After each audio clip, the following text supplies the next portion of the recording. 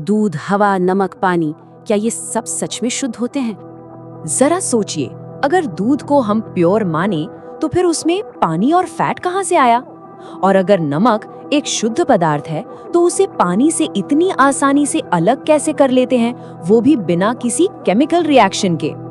तो आज के इस चैप्टर में हम विज्ञान की आंखों से देखेंगे और जानेंगे शुद्ध पदार्थ, मिश्रण, विलयन, निलंबन और कोलाइड के बीच का असली अंतर। सारे कंफ्यूजन को दूर करेंगे। अच्छा, आगे बढ़ने से पहले एक छोटी सी बात। अगर आप क्लास 9th एंड 10th की साइंस को एनसीईआरटी के एग्जैक्ट फ्लो, एक्टिविटीज और लॉजिकल एक्सप्लेनेशन के साथ समझना चाहते हैं तो बुक बडी एक्सप्लेन्स आपका ट्रस्टेड लर्निंग पार्टनर है। हम यहाँ सिर्फ थ्योरी नहीं रटते, बल्कि एक्सपेरिमेंट्स और एग्जाम स्ट्रेटेजी को भी साथ लेकर चलते हैं। तो ये रहा हमारा आज का रोड मैप। हम एक एक करके इन सभी टॉपिक्स को कवर करेंगे, पदार्थ के वर्गीकरण से लेकर मिश्रण और यौगिक के अंतर तक। तो चलिए शुरू करते हैं हमारे पहले पड़ाव से। तो हमारा पहला सेक्शन है पदार्थ का वर्गीकरण, और इसमें सबसे पहला सवाल आता है, आखिर ये मिश्रण है क्या? देखिए, विज्ञान की भाषा में मिश्रण का सीधा सा मतलब है कोई भी ऐसी चीज जिसमें एक से ज्यादा तरह के शुद्ध पदार्थ मिले हों।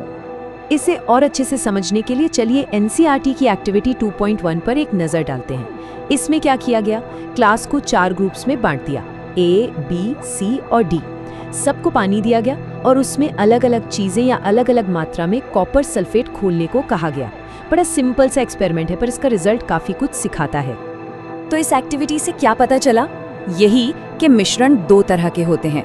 पहले समांगी मिश्रण, मतलब होमोजीनस। ग्रुप ए और बी को जो सॉल्यूशन मिला वो बिल्कुल एक जैसा था, है ना?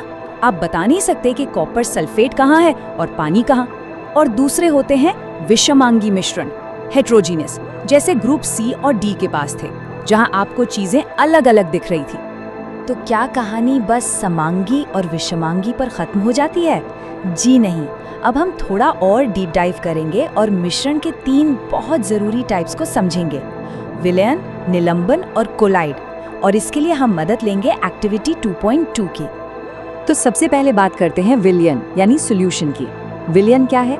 ये एक समांगी मिश्रण है। सिंपल, इसमें 2 हिस्से होते हैं। एक जो घुलता है उसे कहते हैं विलय यानी सॉल्यूट, और दूसरा जिसमें घोला जाता है उसे कहते हैं विलायक यानी सॉल्वेंट।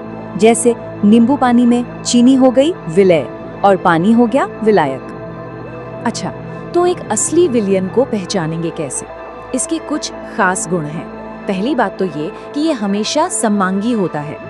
दूसरा, इसके कण, पार्टिकल्स इतने ज्यादा छोटे होते हैं, 1 नैनोमीटर से भी कम, कि आप उन्हें देख ही नहीं सकते।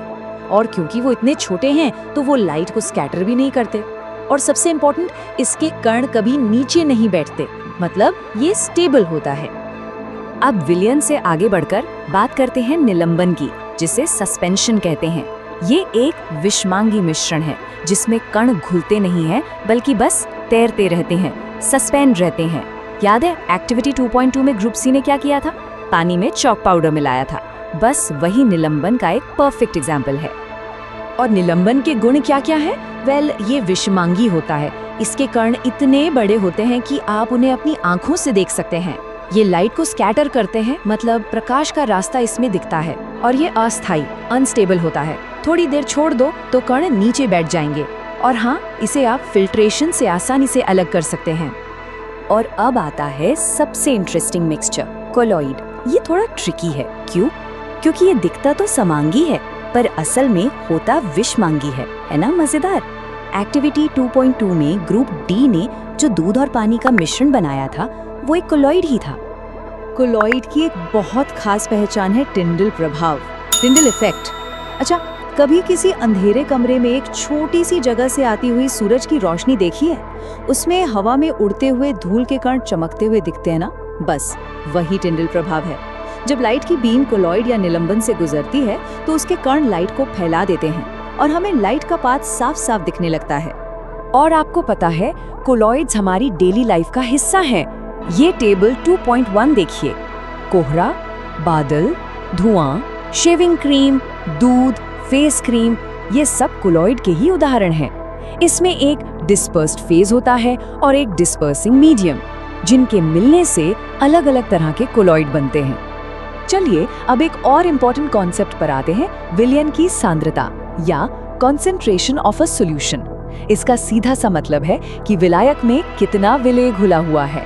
और एक्टिविटी 2.3 से हमें एक और बात पता चलती है कि तापमान बढ़ाने पर ज्यादातर चीजों की घुलनशीलता मतलब सॉल्युबिलिटी बढ़ जाती है। तो सवाल ये है कि कॉन्सेंट्रेशन को नापते कैसे हैं? इसके कई तरीके हैं, पर एक कॉमन तरीका है मास परसेंटेज निकालना।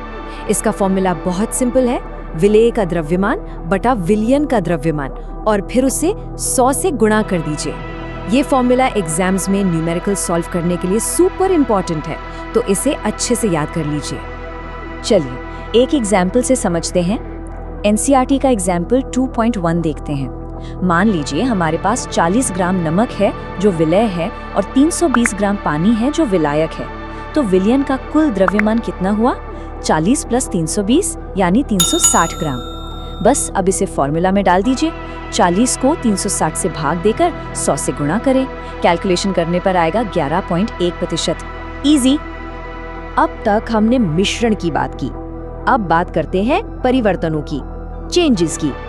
पदार्थ में 2 तरह के बदलाव होते हैं, भौतिक और रासायनिक। चलिए इनके बीच का फर्क समझते हैं। तो इन दोनों में मेन डिफरेंस क्या है? बस एक सवाल पूछिए, क्या कोई नई चीज बनी? अगर जवाब नहीं है तो ये भौतिक परिवर्तन है, जैसे बर्फ का पिघलकर पानी बनना। पानी अभी भी H2O है। लेकिन अगर जवाब हाँ है तो ये रासायनिक परिवर्तन है, जैसे लकड़ी का जलना।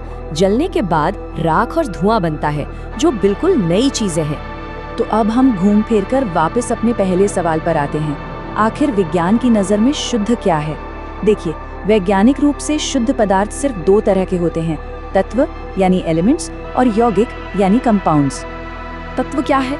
ये मैटर का सबसे बेसिक फॉर्म है, जिसे आप और नहीं तोड़ सकते, जैसे लोहा, ऑक्सीजन, सोना। और यौगिक क्या है? जब 2 या 2 से ज्यादा तत्व एक फिक्स्ड रेशियो में केमिकली जुड़ते हैं तो यौगिक बनता है। सबसे बेस्ट एग्जाम्पल है पानी, H2O, जिसमें हमेशा हाइड्रोजन के 2 और ऑक्सीजन का 1 एटम जुड़ता है। और अब हम इस चैप्टर के सबसे क्रूशियल टॉपिक पर पहुंच गए हैं, मिश्रण और यौगिक में अंतर। एग्जाम पॉइंट ऑफ व्यू से ये बहुत इम्पोर्टेंट है, और इस अंतर को समझने के लिए एक्टिविटी 2.4 से बेहतर कुछ नहीं। एक्टिविटी 2.4 में क्या हुआ? ग्रुप आई ने बस लोहे और सल्फर को मिला दिया, ये बन गया मिश्रण। लेकिन ग्रुप 2 ने उसे गर्म किया, एक केमिकल रिएक्शन हुआ और बना आयरन सल्फाइड, ये है यौगिक। तो अंतर साफ है, मिश्रण में चीजें बस साथ होती हैं, प्रॉपर्टीज नहीं बदलती और उन्हें फिजिकली अलग कर सकते हैं। जबकि यौगिक में एक नई चीज बनती है, बिल्कुल नई प्रॉपर्टीज के साथ, और उसे सिर्फ केमिकल रिएक्शन से ही तोड़ा जा सकता है। तो चलिए इस पूरे चैप्टर का एक क्विक रिकैप करते हैं एग्जाम के लिए सबसे जरूरी पॉइंट्स। आपको समांगी और विषमांगी का अंतर पता होना चाहिए। विलयन, निलंबन और कोलॉइड के प्रॉपर्टीज पे ध्यान देना है। टिंडल इफेक्ट क्या है ये समझना है। कॉन्सेंट्रेशन के न्यूमेरिकल्स प्रैक्टिस करने हैं। फिजिकल और केमिकल चेंज का फर्क, और हाँ, सबसे जरूरी मिश्रण और यौगिक के बीच का अंतर, ये तो बिल्कुल क्रिस्टल क्लियर होना चाहिए। अगर इस चैप्टर के किसी भी कॉन्सेप्ट में, चाहे वो मिश्रण हो, विलयन हो या यौगिक, कोई भी डाउट रह गया हो तो नीचे कमेंट सेक्शन में जरूर पूछिए। बुक बडी एक्सप्लेन्स आपकी क्लास 9 साइंस की जर्नी में आपका ट्रस्टेड पार्टनर है।